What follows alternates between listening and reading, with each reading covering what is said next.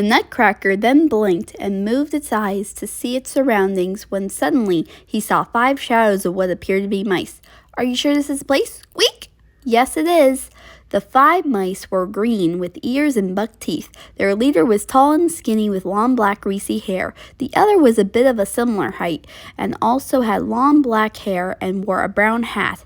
One was a midget that spoke with a Latino accent. Another was an ugly-looking hunchback who only spoke in squeaks, and the last one was fat with red hair that covered his eyes. "So what do we do now, boss?"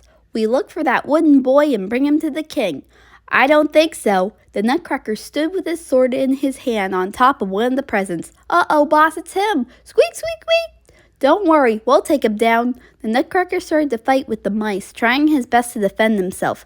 Meanwhile, Blue had woken up and gotten out of bed to grab a flashlight.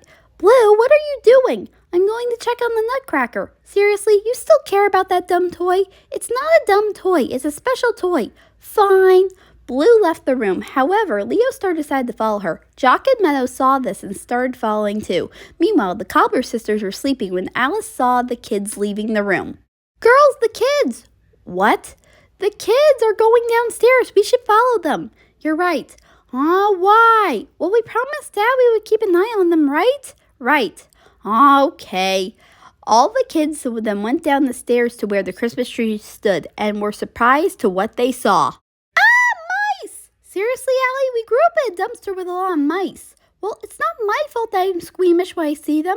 And is it just me, or do they look like our dad and our uncles?" The Nutcracker then continued to fight with the mice when he dropped his sword and was cornered by the lead mouse.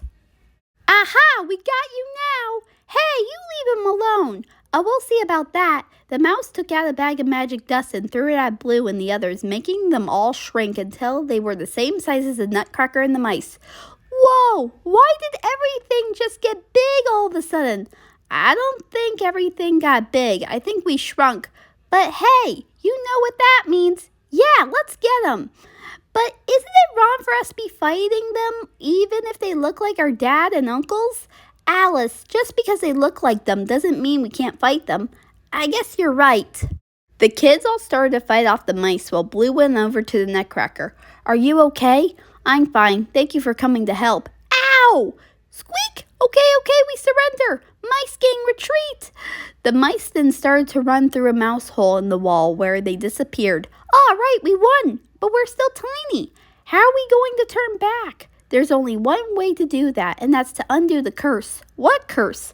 "The Mouse King's curse. You see, I used to be a prince from the land of sweets, and alongside me was the Sugar Plum Fairy, who was always there to help me, until she disappeared, and the Mouse King took over and cursed me and the rest of the kingdom, and the only way to fix it is to get 5 magical items." "Okay, so I guess we're going to this magical place then." "Sounds like fun. But how do we get there?" "Through that mouse hole." "Well, what are we waiting for? Let's go!"